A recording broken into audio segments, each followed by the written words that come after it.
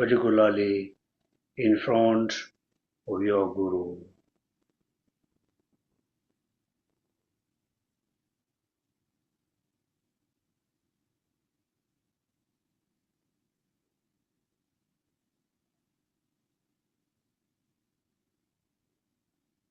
The Bodhisattva we are generating in front of the Guru, Buddha and Bodhisattvas, we must think, I will practice it until I become a Buddha.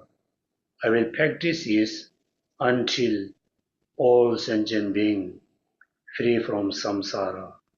Therefore, since today I will control, I will minimize, I will eliminate the cause of destroying of bodhicitta, which is anger and hatred.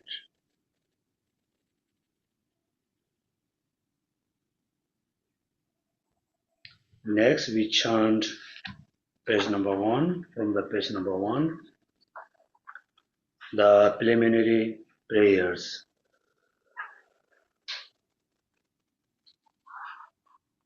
The second stanza, the first stanza. Enthused by great compassion, you taught the miraculous Dharma to dispel the perverted views. To you, the Buddha Gautama, I pay homage. Independent origination, there's no ceasing, no arising, no annihilation, no permanence, no coming, no going, no separateness, no sameness.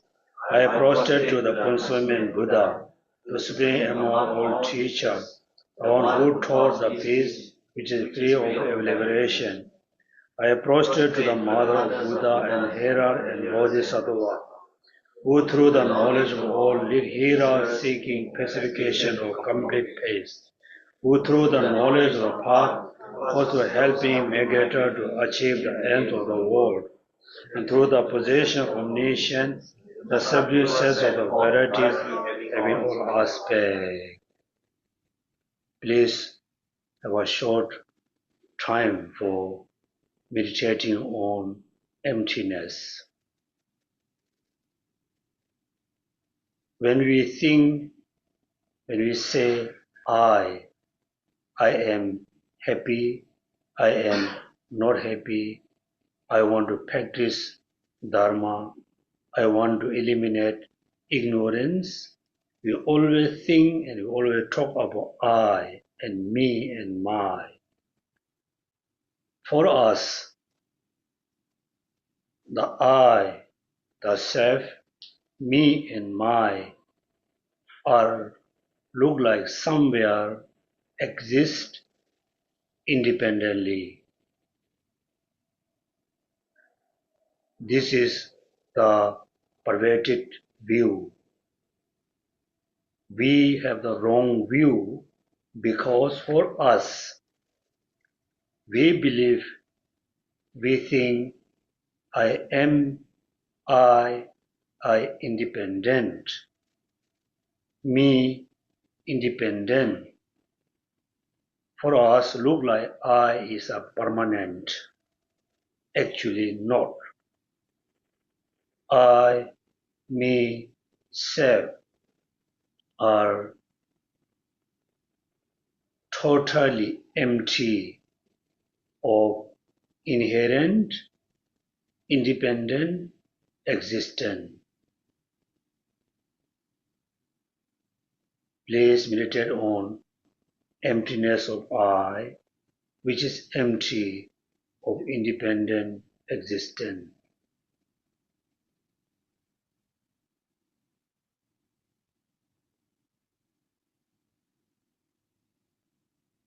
As a Mahayana practitioner, since today we always must practice the union of the wisdom which realizes emptiness and the conventional bodhicitta. If we are able to practice the two Bodhisattva unanimely together at the same time, then directly or indirectly we can reduce the misperception thoughts, the ignorance. Also, directly, indirectly, we can accumulate a great amounts of merit all the time. Instead of focusing to recitation and chanting, it's much better we focus on practicing the true Bodhicitta every day, every moment.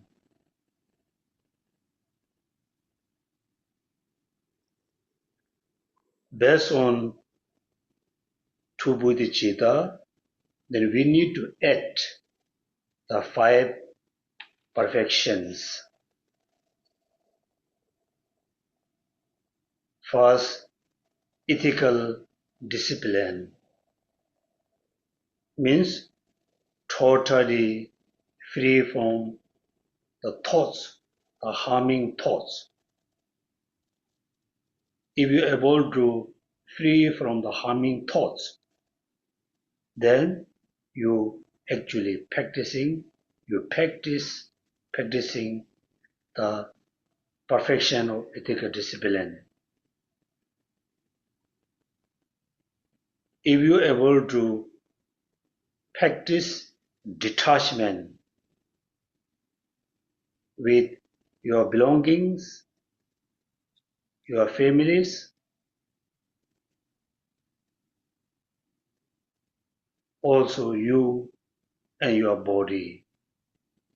When you are able to detach your mind from everything, that means you are able to practice the generosity. The third one, patience.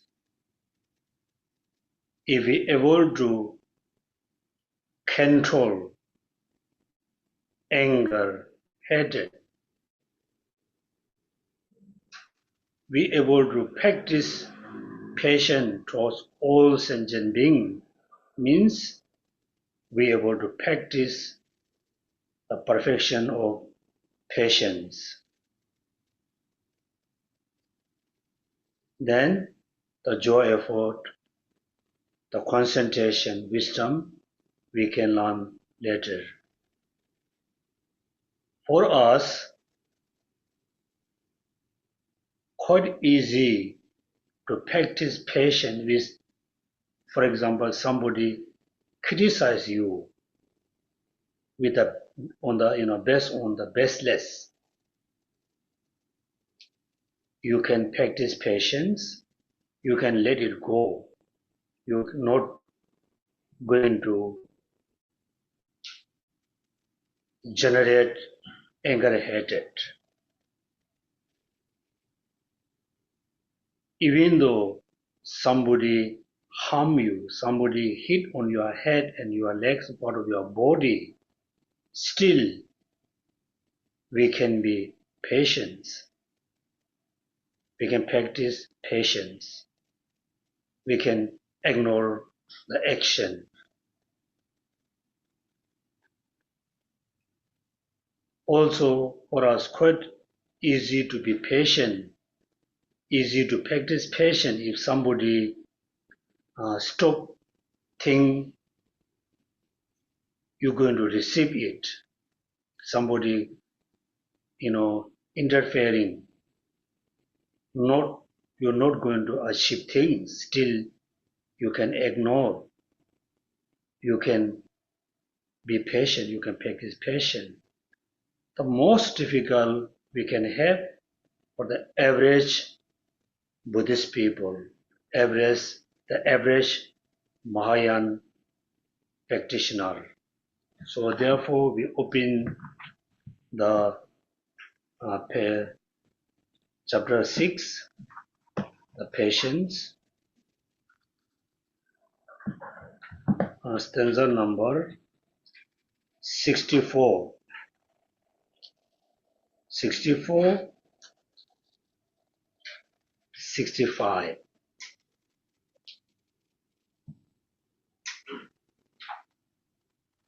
So first we read stanza number 64.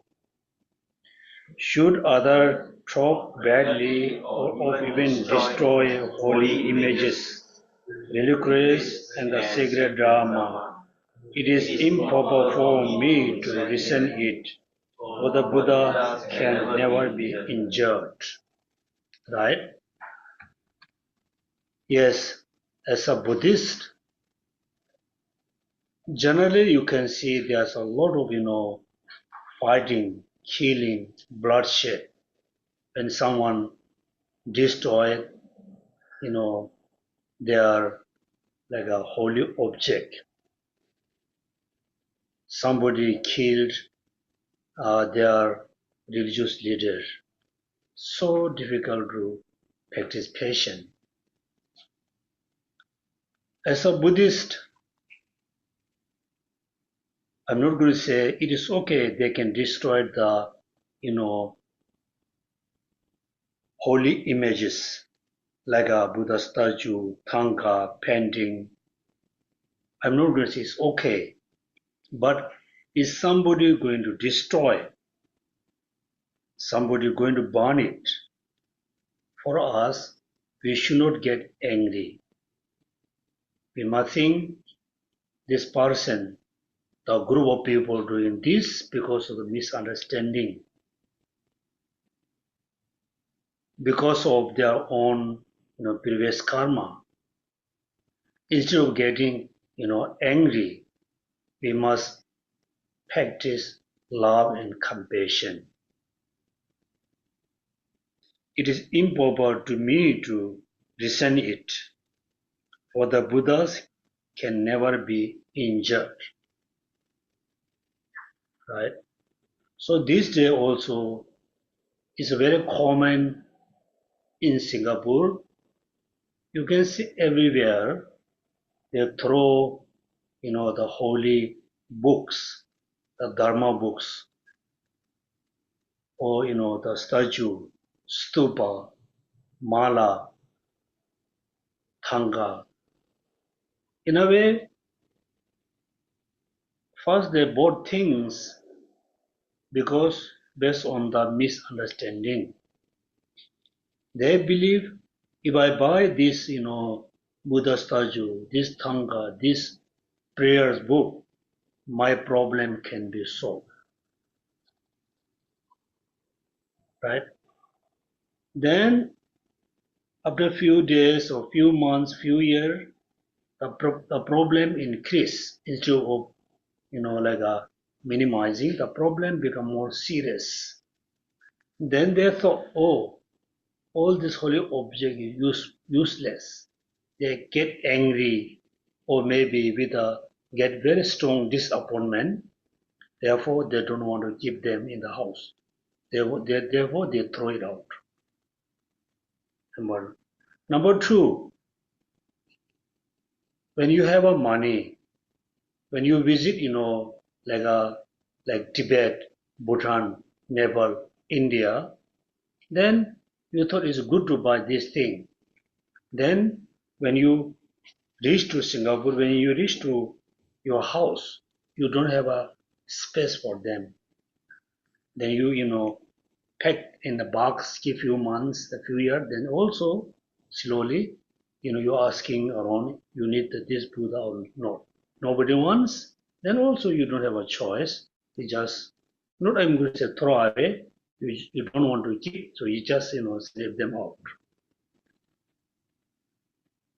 Therefore, if somebody, you can see they cutting the holy object, burning the holy books, Dharma books, destroying the stupa image, we should not get angry because it doesn't affect the Buddha.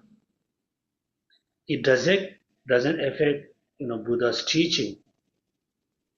Buddha teaching is within our mind, right?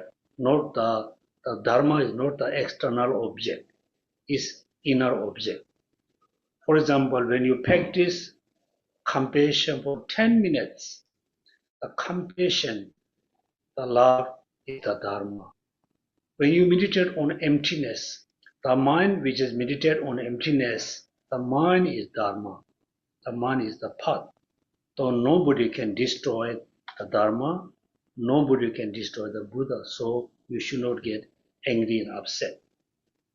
Remember, I think 15 years ago, the biggest Buddha statue destroyed in Afghanistan. They destroy it, they have their own reason. We should not get angry, we must have our own reason. Therefore, should not get angry. So, for the Buddha can never be injured. 65. I should prevent anger arising toward those who injure my spiritual master, relatives and friends. Instead, I should see as that normal the thing arises from condition. Is also right. This day, without knowing the quality of gurus, we not knowing much about the Rinpoche, the Geshe, certainly you build the connection as a disciple and guru, right? So you think, oh, this person must be the excellent to be my guru. You don't have much knowledge about it, but you somehow you accept the person is my guru. I am, his or her student. Still student, okay, disciple. Tibetan we call Loma. Lama like guru, Loma like a disciple. Lobtu, student. Then is a truth or not truth. Then some of your friends, criticize about your guru, talk a lot of bad thing about your guru, then you get very angry. Also, you get very upset, right? So, the rumor or whatever they're saying, these are the truth or wrong. Don't worry. You might think the person criticizing on my guru, maybe he or she has some reason, or he or she has some misunderstanding, some kind of wrong information. You just, instead of generating hatred, anger towards the person, you just control your anger, hatred to the person, right? So these are the very kind of sensitive things. Since you believe your guru is like a Buddha, Bodhisattva, and somebody say, oh, is the person your guru? They say, yeah. He or she is my guru. If somebody says, the person is nothing, he's like a rubbish. Then what do you think? What do you think? You get angry and upset. Right? Should not get angry and upset. Therefore, I should prevent anger arising towards those who injure my spiritual master, relatives and friends. Instead, I should see as the manner shown before that such a thing arises from condition, right? So the people have a certain reason, certain kind of information. So just Just be patient. Don't get angry. Don't generate hatred. Because what Buddha said, anger is your, most serious enemy, can destroy it. The merit we accumulate for millions of years. So if you believe you are Buddhist, you are Mahayan practitioner, we always need to control our anger. If you control your anger, then you can say, you can consider, I am a Buddhist, I am a good Buddhist, I am Mahayan practitioner. Also, sometimes if somebody criticizing your guru, you just be quiet, be patient, don't react, don't get angry. If your teacher is the excellent teacher, your teacher very much appreciate you, right? You have done the right thing because you control your anger. You stop arising, hatred.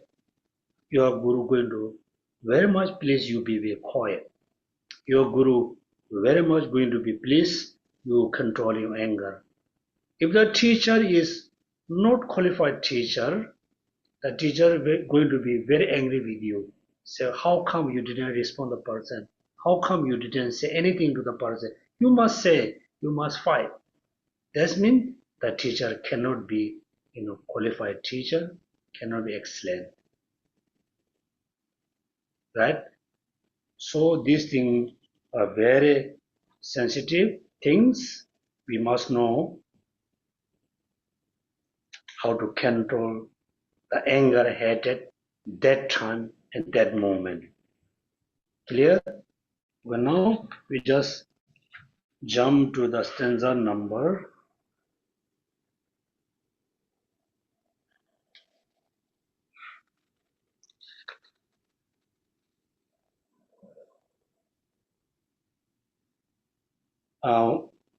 104.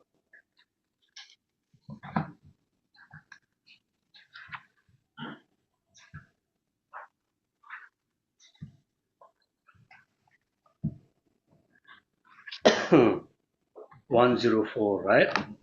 Okay, 104.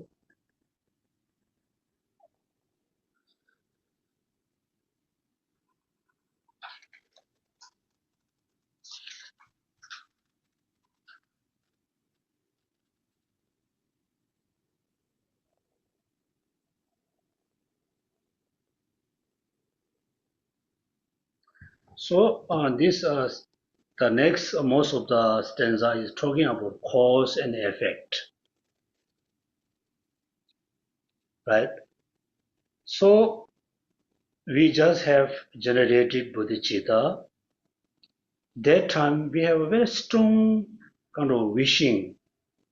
We have a strong prayers to say, may all sentient beings free from suffering. May all sentient beings be happy, cause of happiness. Therefore, we 100% think all sentient beings be happy and cause of happiness. If you sincerely think all sentient beings always be happy, then how come you jealous to someone, right? You jealous to someone. Somebody got a better position than you jealous. Somebody making more money than you, also you jealous. Somebody have a bigger house than you jealous. So you are not happy with the person, right? When you see someone is much better than you, instead of having jealousy, instead of, and be unhappy, you might feel so happy because this is what I wish, right? This, I wish you are happy. You have a cause of happiness.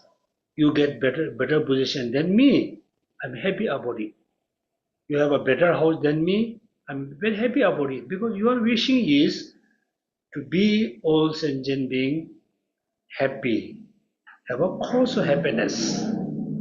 So if you practice bodhicitta, particularly great love, there's no any kind of uh, uh, time you can jealous about it, you can get angry about it, right? That's number one. Number two,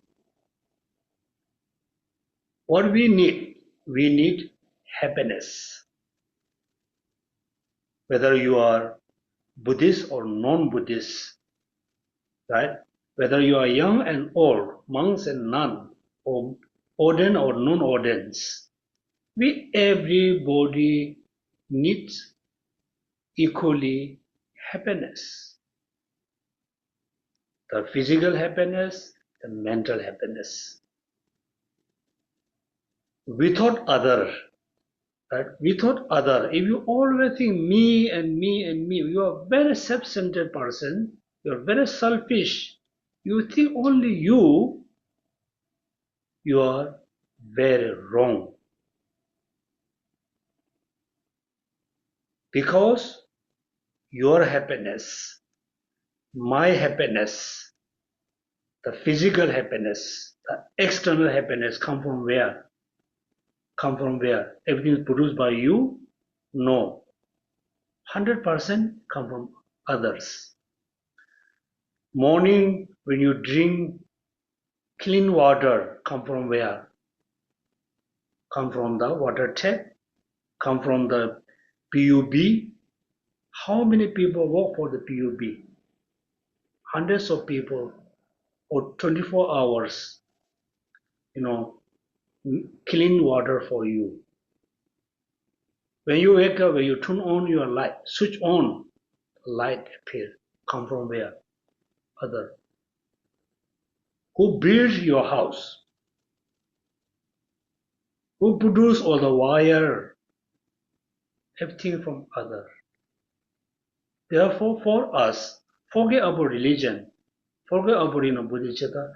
Generally, other are very, very important. Without other, we cannot survive cannot survive more than 1 hour. Therefore, we think I should not get angry and hated with anybody, because my happiness, my well-being, my successful depends on other, right? If you think this way, very easily you can practice love and compassion. Particularly as a Mahayan practitioner, what we practice? We practice bodhicitta with the 6 perfections. What are the 6 perfections? Generosity. Without other, how you can practice generosity? We need other. When you think other, you cannot say these are good person because they can benefit me. Those are bad people, they cannot benefit me. Directly and indirectly, both both group people equally benefit for you. Therefore, in order to practice ethical discipline, we need other. Important. What is the second one? Third one. Patience. Without other, how you can practice patience? Particularly without, your enemy. Without somebody make you angry, how you can practice patience? Therefore, we need enemy. We need more enemy. Then you can practice more patience. Right? Remember what in the Guru Puja, the all being in the three realms, they get angry towards me, they become my enemy. The all sentient being, become my enemy. Even though they criticizing me, they harm me, they kill me. I never wave my passion towards them. They harm me, I benefit from them. They criticize me, I praise them. Therefore, others are very important, particularly your enemy is very important. Who become your enemy? Stranger? No, stranger never become your enemy. All the people who live in, let's say, Malaysia, Thailand, Europe, America, do you have any enemy from their country? No, right? Wherever you stay, for example, someone stay in Hong Kong, Woodland. Who stay in Woodland? Do you have a lot of enemy in the East Coast parts? You don't have. The person become your enemy whom you are friend in the past. Therefore, first you become friend, right? Friend, then become enemy. How long how long could take to be friend? It takes few days, few weeks, few months, sometimes few years to be friend. Or you have to know each other. Still you know each other, you don't trust each other. Then slowly, due to certain reason, you trust each other. Then you have a close feeling. Oh, he's a nice person. She's a nice person. Then you become friend. After become friend, then you support each other quite long time. But becoming enemy doesn't take long time. One word, one single word, you can make enemy. Your friend become your enemy. Right? The word. So we human beings are, very very sensitive beings. For example, many of you used to have a pet dog. When you say the pet, oh, you are a good dog, the dog play with you, he'll tells. Then you say, you are bad dog, you are bad dog, you are bad dog. The dog still can play with you. Human being, when you say you are a bad person, they cannot take it. Suddenly, become your enemy. Become enemy because of the words. The bad, you are bad person. What? Think about the word is just simple word. But due to your own, concept, it really hurt us. That time, you must think the word is look like echo in the space. Right? Therefore, in order to practice,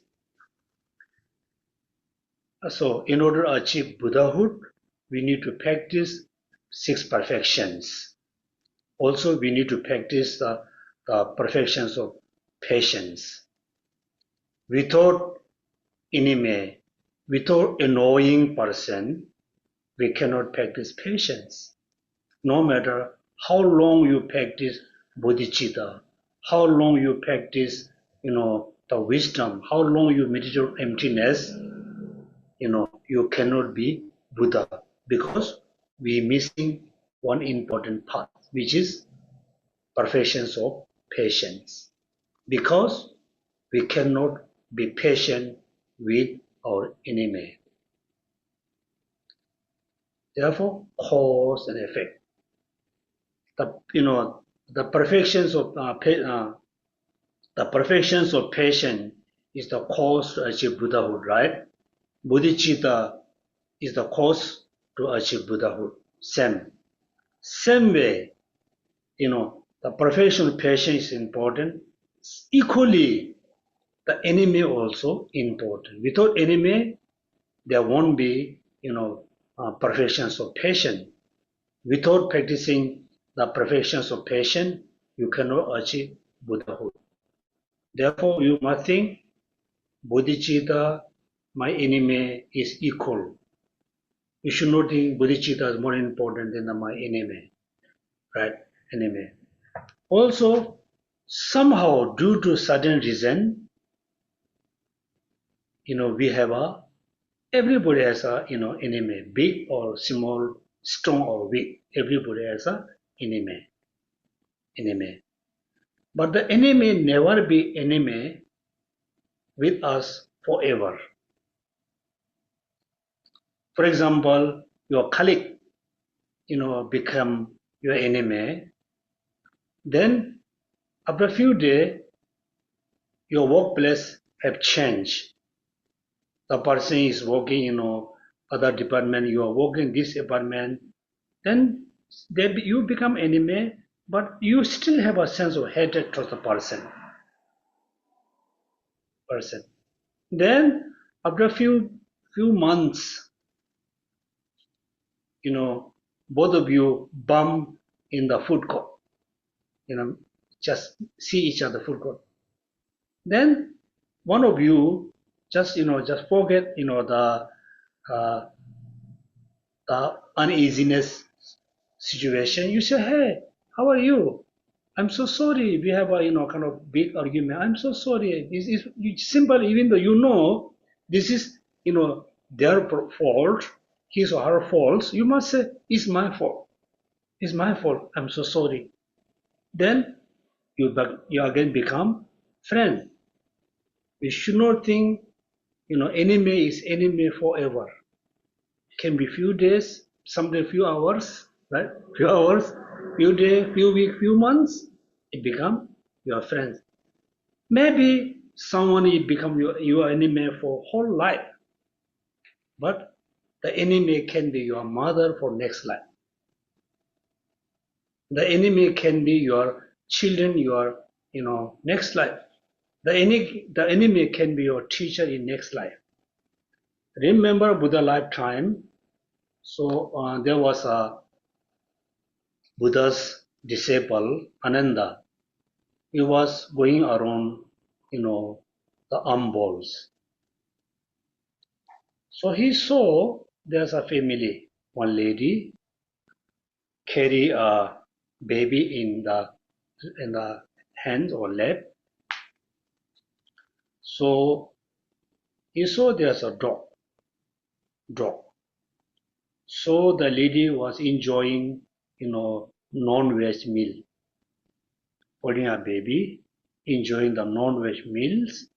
The dog is just, waiting for the bones. When the Ananda, watching this situation, he can see clearly the baby in her, lap or hands used to be enemy who killed their parents. In the previous life, the enemy killed, his previous life parents. Now, her baby. That means she carry the baby which is used to be her enemy in the previous life. Then she was, enjoying the bones or flesh. Actually, it's come from, that calf or sheep. This an animal in the previous life, her mother. Then the dog looking for bones of meat used to be her father. So when the Ananda saw the situation, then he have a big laugh, it's just very funny.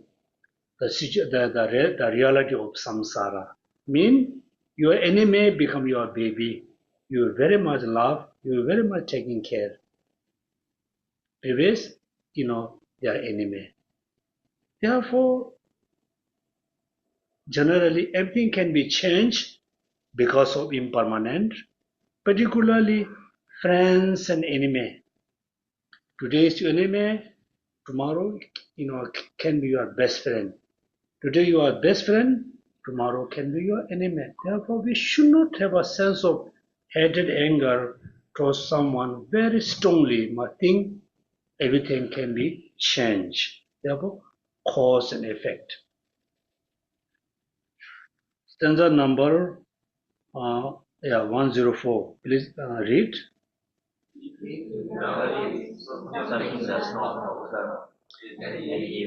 Doesn't come to be, and since the enemy would be the cause for passion, how can I say the enemy prevent it?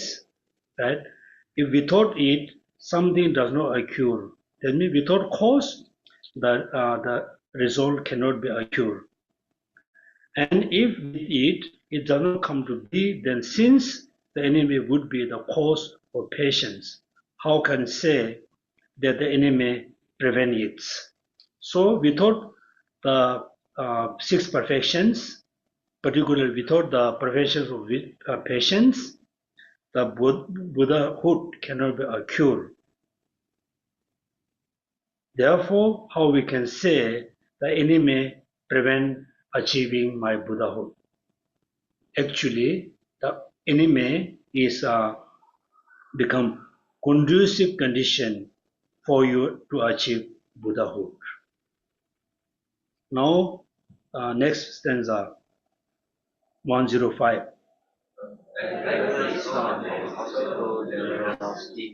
When I am giving something away, I cannot say that those who give ordination are an obstacle to become ordains.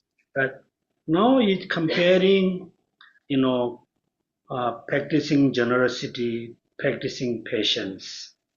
A beggar is not an obstacle to generosity when I'm giving something away. But when you wish to practice generosity, you need to give something away. You are giving something away to the beggar, not necessarily, poor and beggar who need it. For example, you have extra clothes, you want to give away, you want to give it away. So what do you need? You need someone who can receive your extra clothes.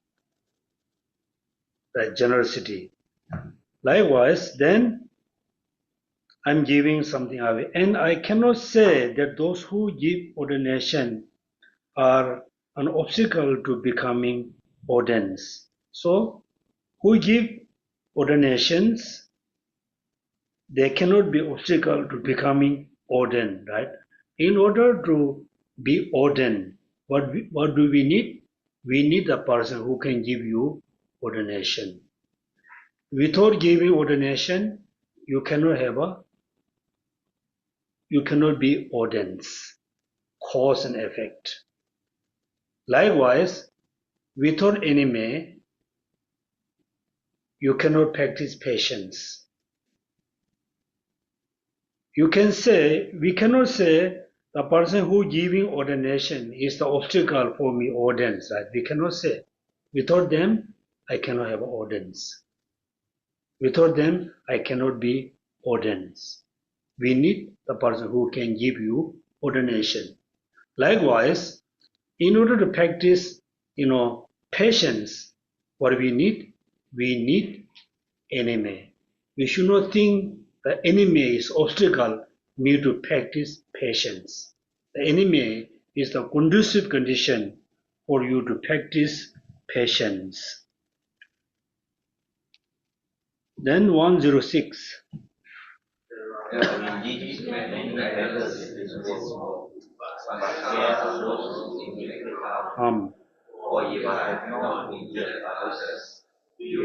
Will cause me harm. But there are indeed many beggars in this world. Be scarce are those who inflict harm. For if I have no injured other, few beings will cause me harm. But generally, for us, which one is more easy to practice? Generosity and patience. Yes, generosity. Quite easy, to practice generosity. Because when you be very generous, when you giving something to someone, normally the person cannot harm you, right? Generally, person not going to harm you. Therefore, quite easy. But in order to practice patience, be patient. When you practice patience, you need someone who, trying to harm you, who already harm you, who going to harm you. Without, receiving harm, we cannot practice patience. Therefore, if you compare these two, practicing generosity is more easy. When the person receives things from you, the person very much appreciate you, say thank you, they're not going to harm you. For your enemy, right? Somehow, or someone is your enemy, then the enemy always looking opportunity to harm you, right? Harm you, because this is their problem.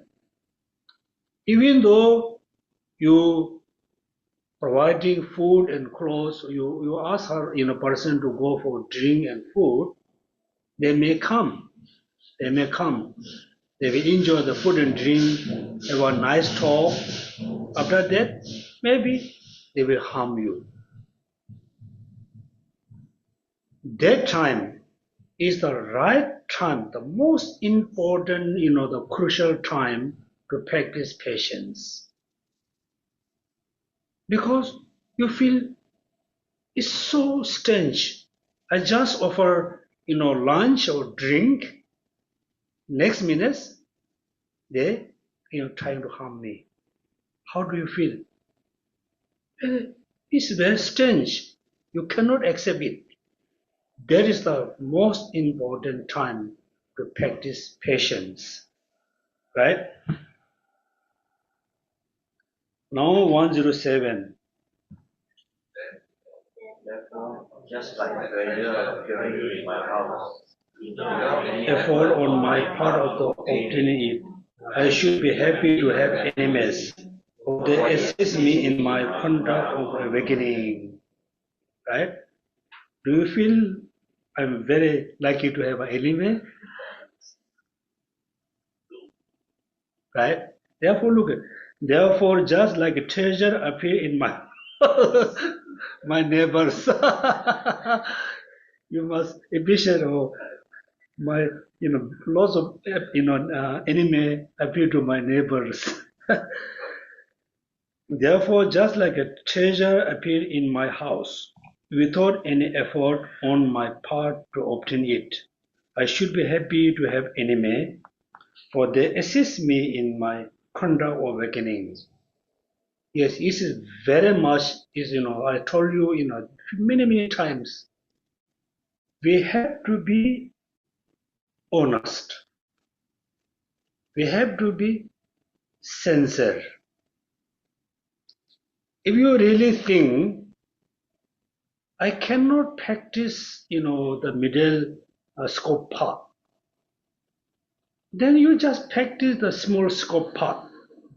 Means 24 hours, you always be very careful your actions. Always try to be, good person. Stop doing all the wrong actions. And try to purify the negative karma as much as you can for 24 hours. Whole life is good enough to, achieve good human life, good life, right? Also, I say you have to be honest. You should not just follow, what the guru said, what the teacher, what you have to decide. You really need to make a, the right decision. What dharma you can practice. If you think I cannot practice bodhicitta, Mahayana is, is really good enough practice, the middle scope path. Practice renunciation, meditate on emptiness, and reduce your negative thoughts. Then one day you are free from the suffering, cause of suffering. You become, arahat. Arahat is enough. But we human have a very strange, nature. When you see someone running, run like a 20 kilometer, you want to run for 20 kilometers, right? 20 kilometers. But you never think your strength, your ability, your energy. You want to catch up a person who run 20 kilometers. Then you try. Then what happened next? After like 1 or 2 kilometers, you got knee pain, hip pain. Then tomorrow you have to see the TCM. You have to go to the massage because you never check, you never think your ability. You think he is running, I want to run. She is running, I want to run. Right? There's a Tibetan saying, if the fox jump as a tiger, the fox going to break their hip. Fox, right? The fox can see the tiger is jump, quite high, very high. Then the fox think, I can jump as a tiger. And the fox jump, fall down. What happened? Break the hip. We are like that. Therefore, we really need to think which dharma you can practice, right? Therefore, here, if you're serious about practicing Mahayana path, what we need as a foundation, we need compassion to all sentient. The compassion must be very stable, very solid. Then, love. Then bodhicitta. If you have a great compassion to all sentient beings, then any situation comes to you, you still can practice compassion because your compassion becomes very solid. Right? Therefore, the compassion becomes more stronger, more stable. Then, when they see you, for example, last week I have one enemy, the Mr. B. Or this week I have 7 enemy, A, B, C, D, E, F, G, so many enemy. Right? How do you feel? You feel happy? You feel upset? You must feel happy. The more enemy, the more opportunity to practice patience. Therefore, the Mahayana practitioner who has a very, strong, stable compassion, therefore they do a lot of prayers. When they're sick, they do a lot of prayer to have a more sickness, more enemy, more criticizing, more problems. Then the compassion, the love, the bodhicitta become more stronger, more powerful. For us, you have 2 enemies, you are, not happy. Then, due to your luck, one enemy become your friend, you feel happy, right? Happy. But if you are bodhisattvas, you should not feel happy. You must think, need more enemy. Multiply 2 into 8, 8 to 12, 12 to 24, 100 millions. Then you can, you can practice 6 perfection, particularly the patience. Therefore, having enemy is exactly like a treasure. How? Because in a way, having enemy is very rare.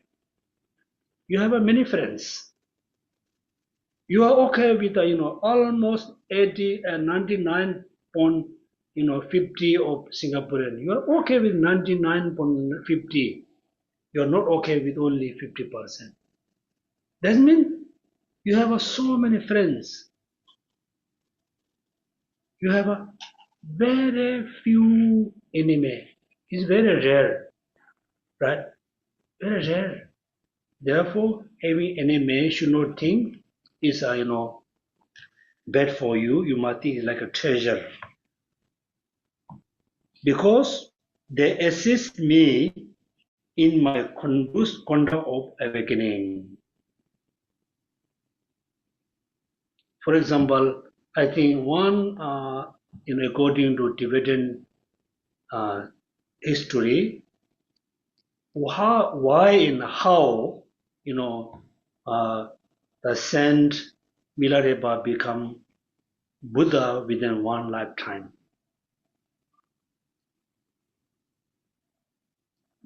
The one condition really, awake his mind because he killed almost 30 plus people at the same time.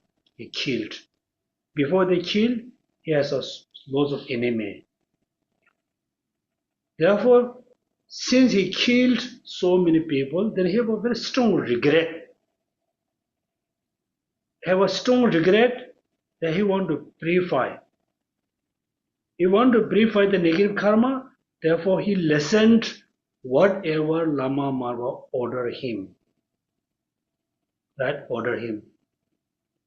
So when you read the biography of the Milarepa, it look like not easy to believe the story, right? It is true. So therefore, we must think these are very necessary for me to achieve the awakening, which is the Buddhahood. Stanza number 8, 108. Because I'm able to practice patience with them, they are worthy of being given the very first fruits of My patience, for in this way they are the cause for it. Now look, because I'm able to practice patience with whom? With the enemy, they are the worthy of being given the very first fruit of my patience, for in the way they are the cause for it. Now it's become logical, also it makes sense. For example, you practice bodhicitta, you practice perfectly the five perfections, right? You completely practice the five perfections, include the wisdom. Somehow, let's say you reach to the just next to the Buddhahood. You're you're almost there. Somehow you're almost there for 10 years. 10 years, you're always there. You cannot go further than that. What happened? You cannot practice patience, let's say. Then somehow you change your mindset. Instead of having sense of hatred or enemy, you practice patience. And next day you become Buddha. Therefore you think, wow, I become a Buddha because I practice patience with my enemy. Therefore, first time I become a Buddha, I will share whatever I achieve to the enemy. Enemy, right? Therefore here say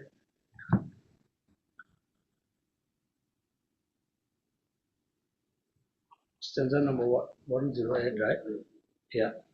Because I'm able to practice patience with them, they are the worthy of being given the very first fruit of my patience.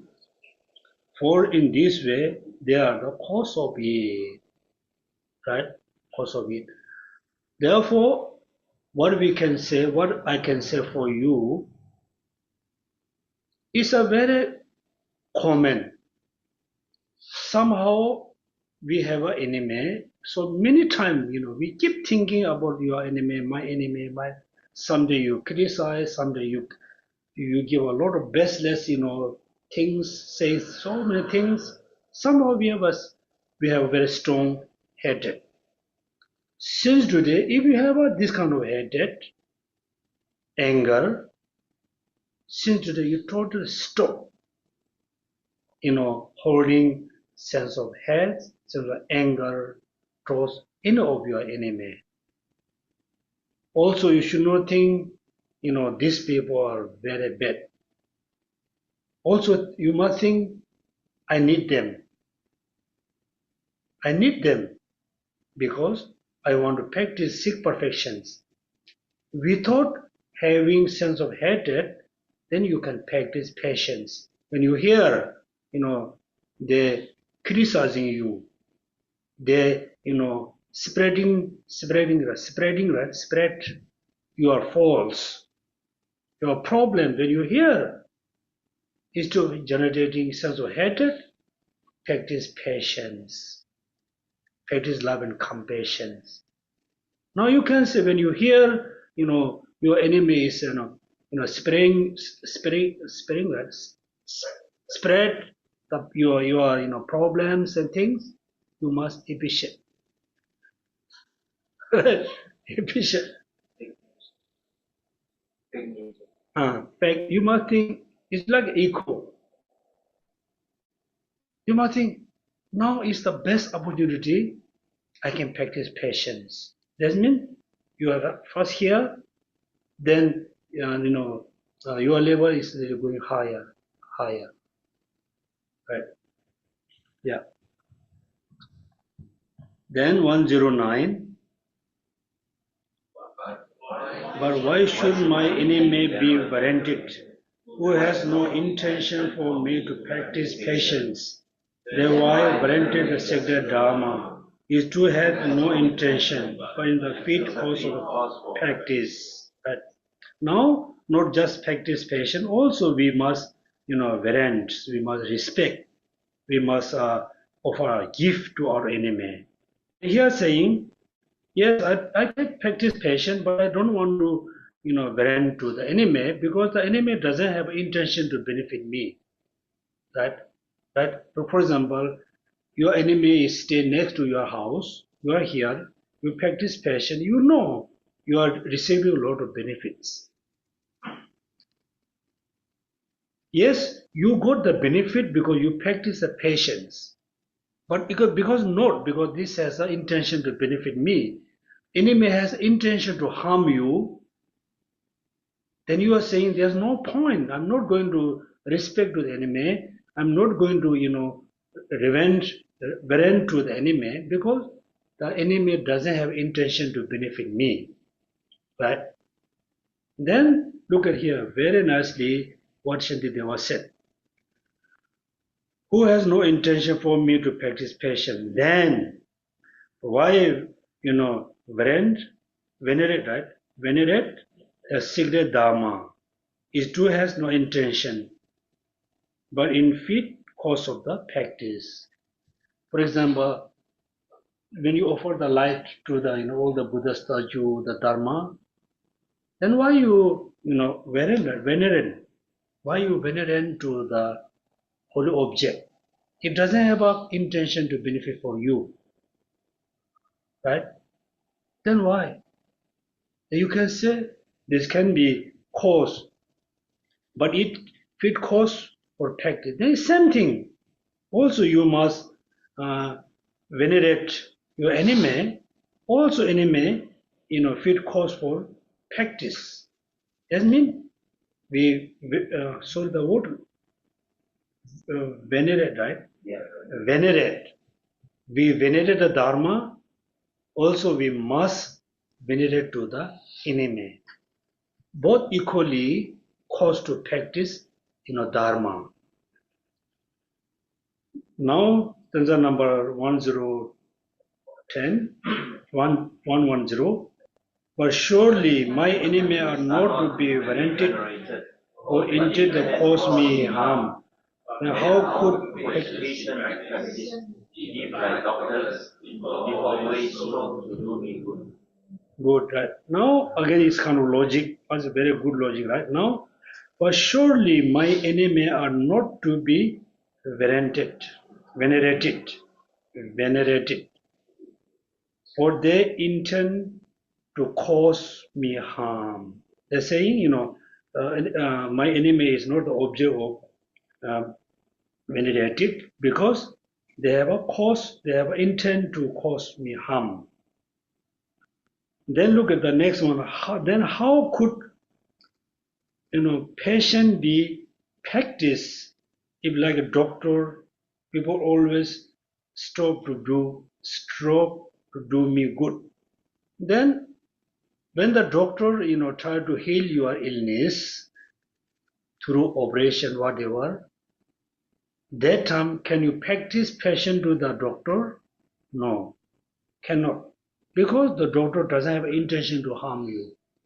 Instead of, they have a intention to help you. So if they have an intention to help you, then we cannot practice patience, right? Yes, therefore enemy is can be warranted because the enemy has a intent to harm you, intent to cause to harm. Therefore you can practice patience. Otherwise you cannot practice patience, like you cannot practice patience to the doctor. Okay, next one. Thus, since patient acceptance in produce independence upon one with a very heartful mind, the person should be worthy of veneration just like a sacred dharma, because these are the cause of patience. Yes, anyone.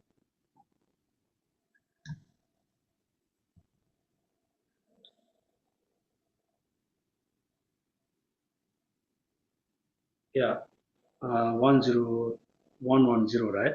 110, yeah. Yeah, 11.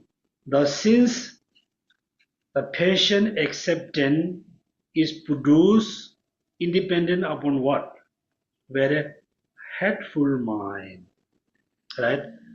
Without hateful mind, the person cannot harm you.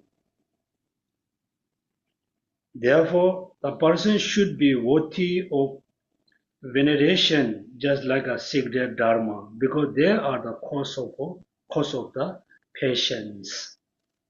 That means dharma and the your enemy must be equal to be venerated. That means we offer things to dharma. Likewise, we offer to the enemy. We respect to the dharma. Likewise, we also respect to the dharma, because both of them are cause for practicing patience. But if you compare the dharma and the enemy, which is the more important? Dharma, right? The Buddha teaching. When you open the teaching, the books can teach us how to practice patience. Just say you practice this. Practically, the actual patience we can be practiced based on enemy, not based on the dharma. For example, I say you must eat this medicine when you have a headache. I can just guide you. I can just give you advice. Take this medicine. Yes, you follow my advice. You take the medicine. Headache can be healed.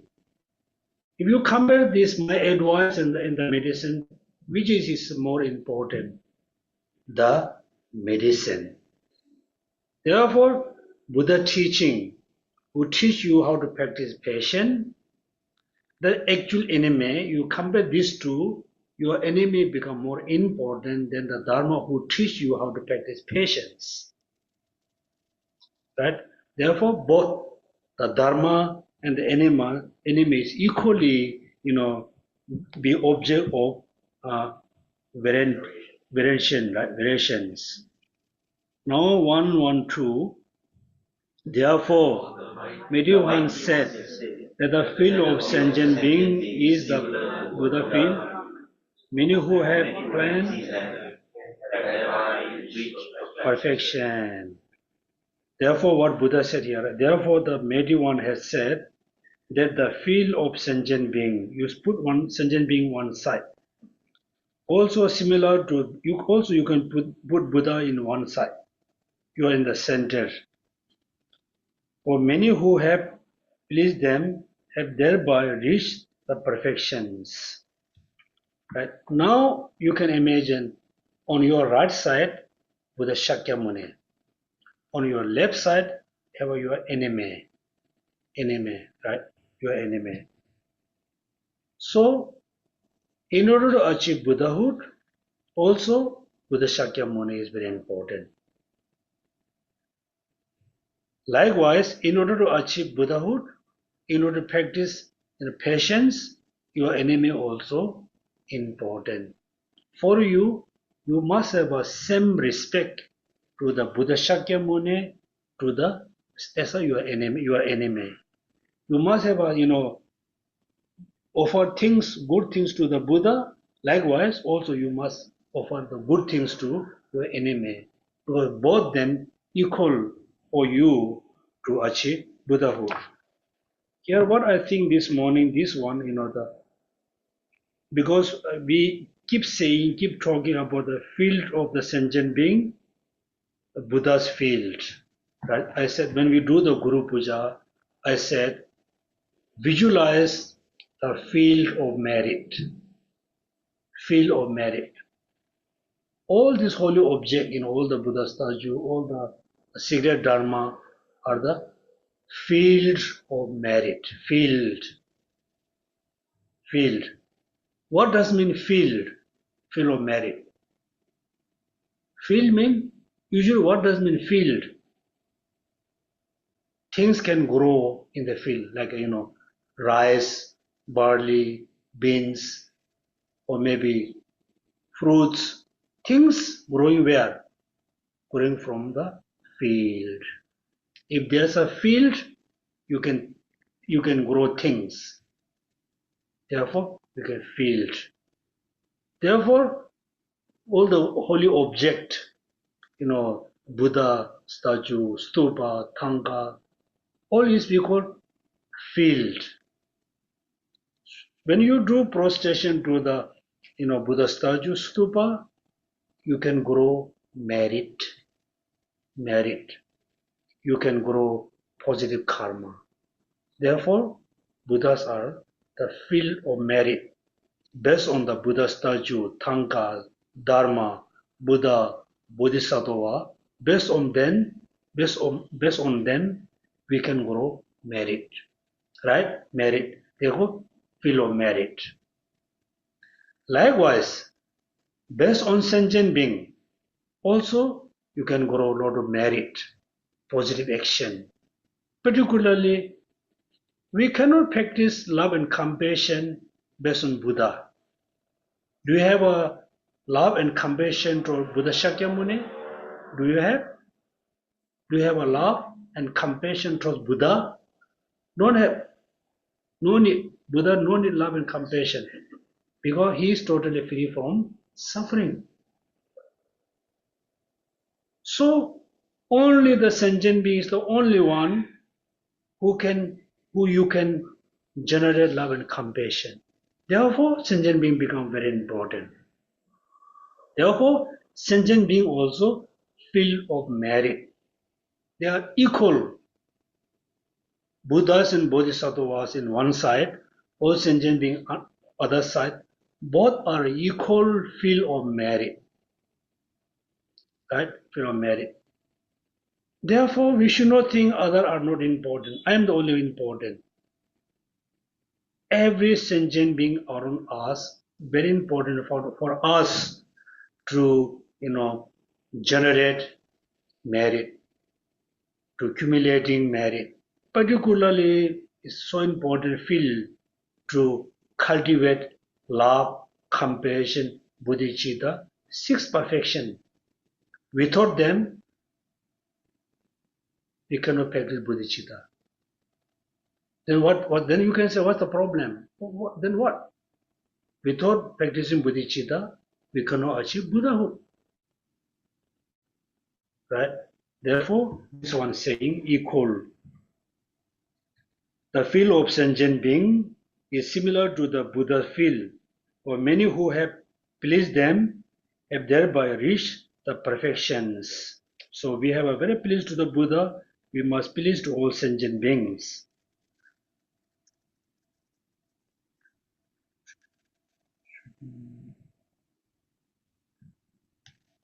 Now, student number 113. A Buddha's equal are gained from the sentient being and the conqueror alike, so why do no respect them? In the same way, I respect the conquerors. Right? Now, for Buddhas and sentient beings are equal.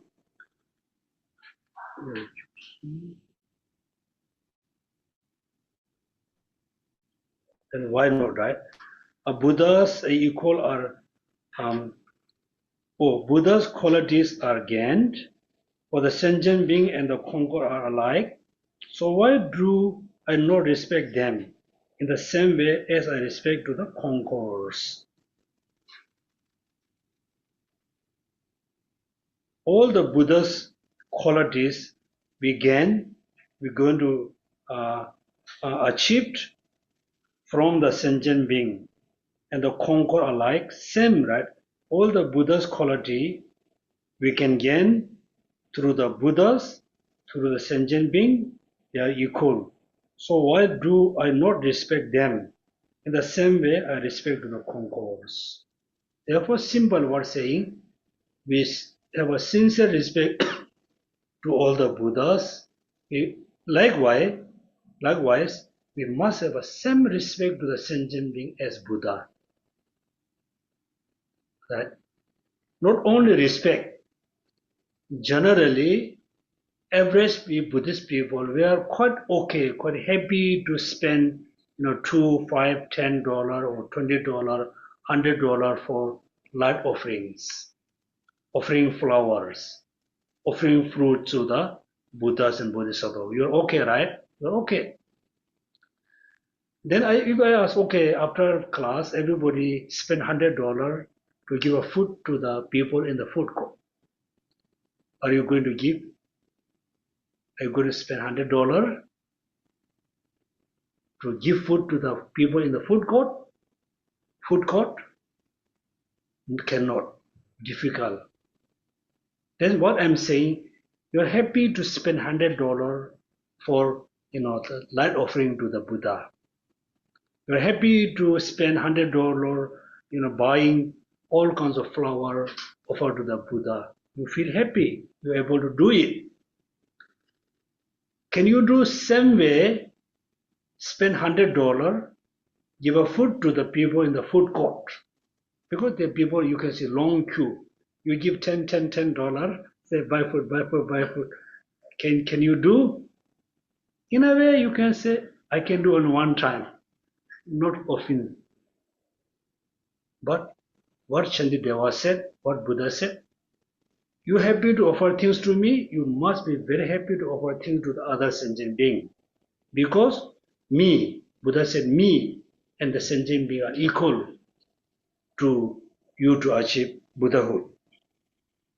Therefore, the same way I respect to the conquerors, then all the same time we respect to our enemies. Next stanza.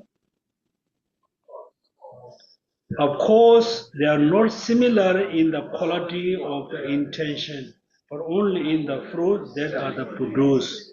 So it is the respect that they have excellent quality, and therefore said to be equal. Now also you should not mix up, okay? I said the sentient beings and Buddha are equal to be fellow merit.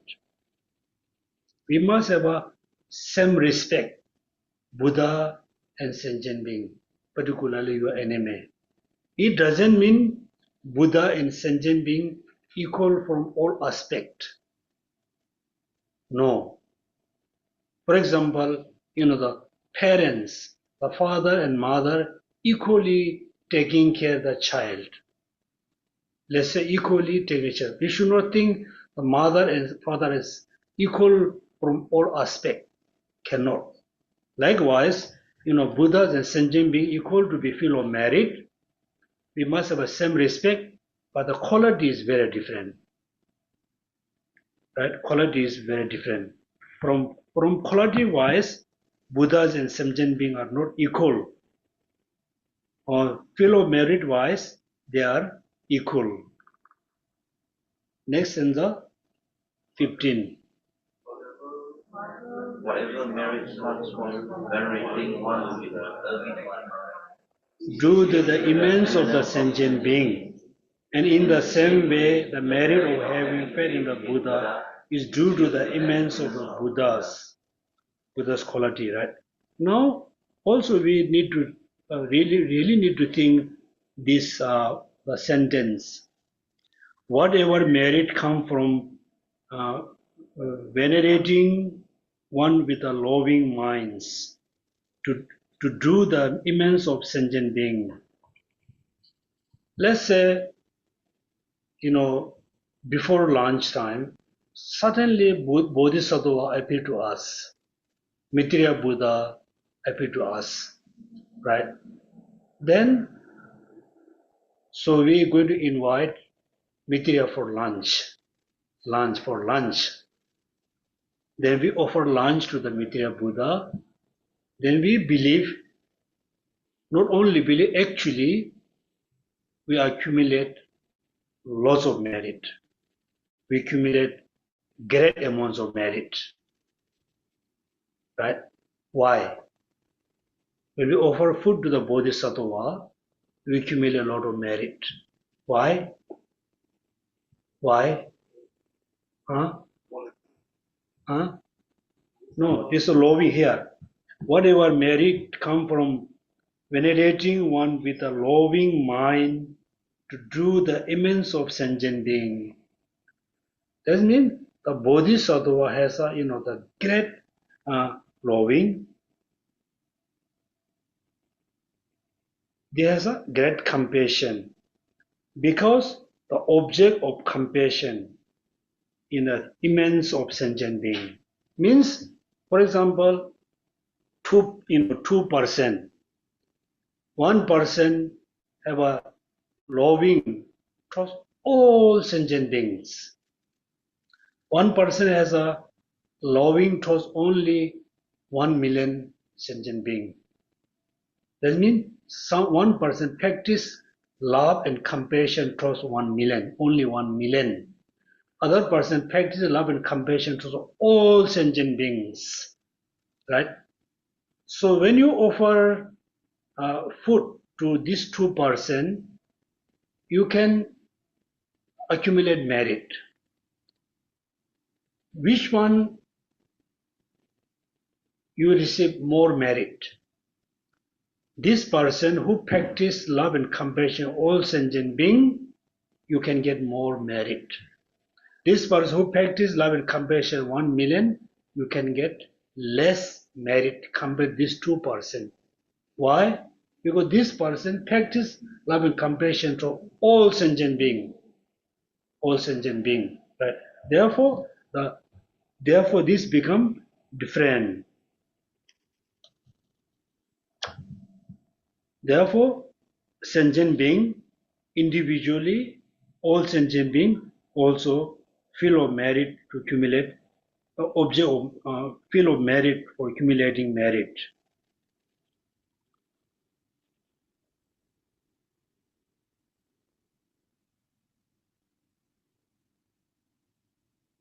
Likewise, so we offer things to the Buddha, we respect to the Buddha, we do prostration to Buddha.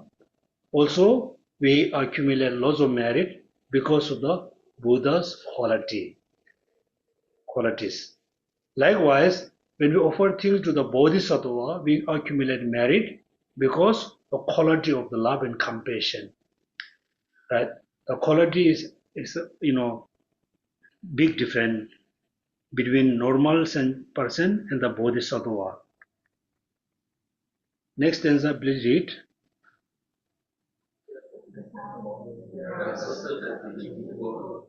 Share the have establishing without qualities. Yet none of them are equal in good qualities. With the Buddhas who are boundless ocean of excellence. Yeah. Stanza number 116, right? 116. Therefore, they are asserted to be equal in the share they have establishing the Buddha's quality. Yet, none of them are the equal in good quality with the Buddhas who are the boundless oceans of excellence. That means, what is saying simply, all sentient beings and Buddha are equal in the share they have the establishing Buddha qualities. We can get all the Buddha's qualities, depends on sentient being, depends on Buddha, is equal. But none of the sentient beings are equal in good quality with the Buddhas who are the boundless omniscient of the excellence. Okay, so I think I can finish this one. Cannot. This one we can finish next Saturday. Okay, there's a few things very important. Huh? Why?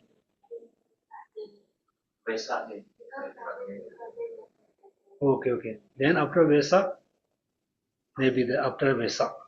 Okay. Why Vesak is not the class? You can also, like, if you want to.